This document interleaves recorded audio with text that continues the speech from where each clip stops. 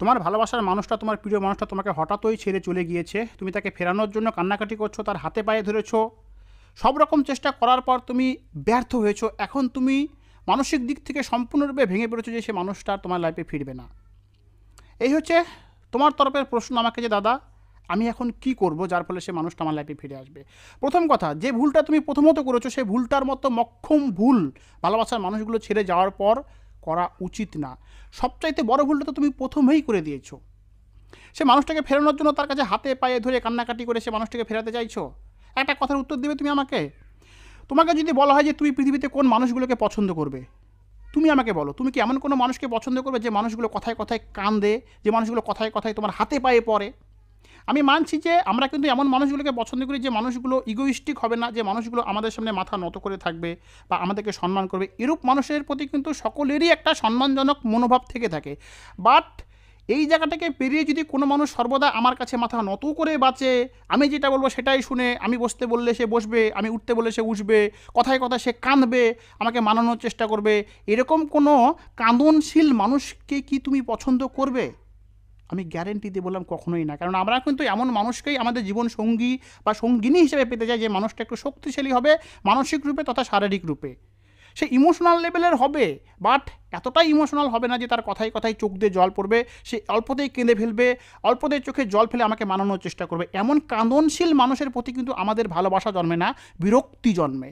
তো তুমি তো তাই করছো। সে মানুষটা যখন তোমাকে ছেড়ে চলে গেছে, সে মানুষটার হাতে পায়ে ধরে তুমি সর্বদাই কাঁদছো, এবং তুমি এটা ভাবছো যে আমি কান্নাকাটির দ্বারা সে মানুষটিকে বুঝাবো যে দেখো তুমি, তোমাকে ছাড়া আমার জীবন অচল, আমি তোমাকে কতটা ভালোবাসি। তুমি তোমার তরফের এই ভালোবাসাগুলো দেখানোর জন্যই কিন্তু তুমি সারাক্ষণ সে মানুষটার কাছে কান্নাকাটি করছো, এবং কান্নাকাটি করে তুমি তার হাতে পায়ে ধরে তাকে বোঝানোর চেষ্টা করছো তাকে তুমি কতটা ভালোবাসো, সে তোমার লাইফে কতটা ইম্পর্টেন্ট রাখে। তোমার এরূপ স্বভাবের কারণেই সে মানুষটা তোমার প্রতি আরও বিরক্তিত বোধ করছে, বাট তুমি সেটা বুঝতে পারছো না।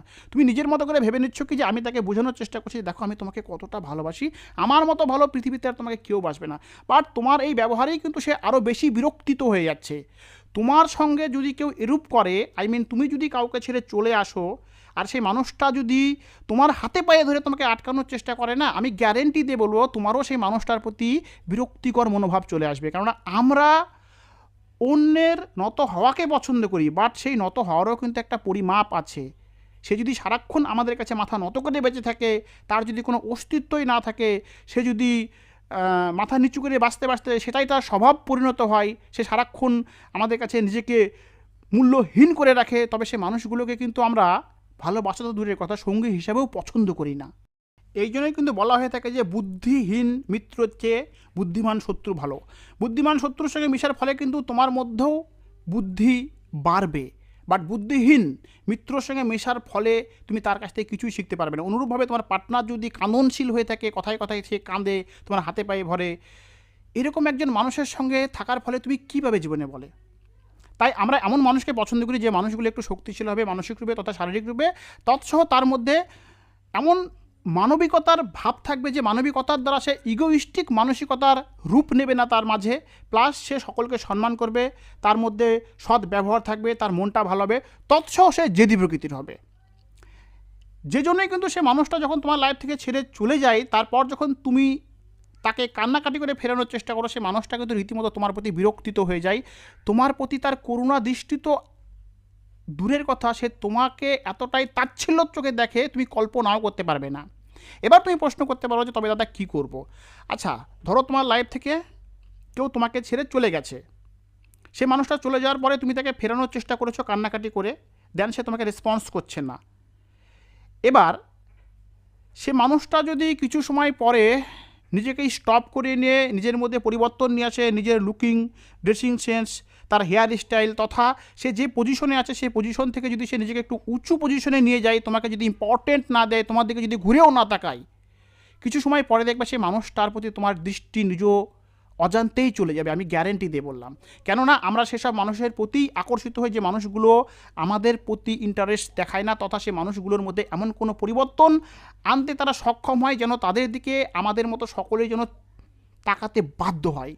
অনুরূপভাবে যে মানুষটা তোমাকে ছেড়ে চলে গিয়েছে, তুমি তোমার মধ্যে কিছু পরিবর্তন নিয়ে আসো। এই কান্নাকাটিগুলোকে বন্ধ করে দাও। কান্নাকাটি করার ফলে কেউ কারো জীবনে আসে না। অনেকে হয়তো বলবা যে দাদা এসছে, যদি এসে থাকে সে মানুষগুলো আসার পরেও না সারা জীবন তোমাকে তার কাছে মাথা নত করেই বেঁচে থাকতে হবে। সে যেটা বলবে সেটাই ঠিক। সে যদি রাত্রিকে দিন বলে, দিনকে রাত্রি বলে, তোমাকে তাই মেনে নিতে হবে। কখনো তোমার কোনো অধিকার তার উপরে কাজ করবে না এবং সম্পর্কটার মধ্যে তুমি হ্যাপি হবে না। তাই তুমি তোমার মধ্যে একটু পরিবর্তন নিয়ে আসো। তুমি তোমার ড্রেসিং সেন্সের মধ্যে পরিবর্তন নিয়ে আসো। তুমি বর্তমানে যে পজিশনে আছো সেখান থেকে একটু উঁচু স্তরে নিজেকে নিয়ে যাওয়ার চেষ্টা করো। তুমি হেয়ার স্টাইল চেঞ্জ করো। তুমি তোমার বডি ফিটনেসকে একটু ভালো করে তুলো, যেন তোমার প্রতি তার দৃষ্টি নিজ অজান্তেই আসতে বাধ্য হয়, যার ফলে কিন্তু সে মানুষটা তোমার লাইফে সসম্মানে ফিরতে বাধ্য হবে। বাট কান্নাকাটির ফলে সে কখনোই ফিরবে না। আমার এই কথাগুলোকে মাথায় পুরে নাও। আমি জানি যখন সে মানুষটা তোমাদেরকে ছেড়ে চলে যায় তখন তুমি অসহায় হয়ে যাও, প্রচণ্ড কষ্ট পাও। বাট কথা হচ্ছে কি, আজ এত ইউটিউবার রয়েছে তোমাদেরকে এত সুন্দর করে বোঝানোর জন্য। এত কিছু বোঝার পরেও যদি তোমরা ভুল করো, তবে কিন্তু সম্পূর্ণ দোষটাই তোমাদের।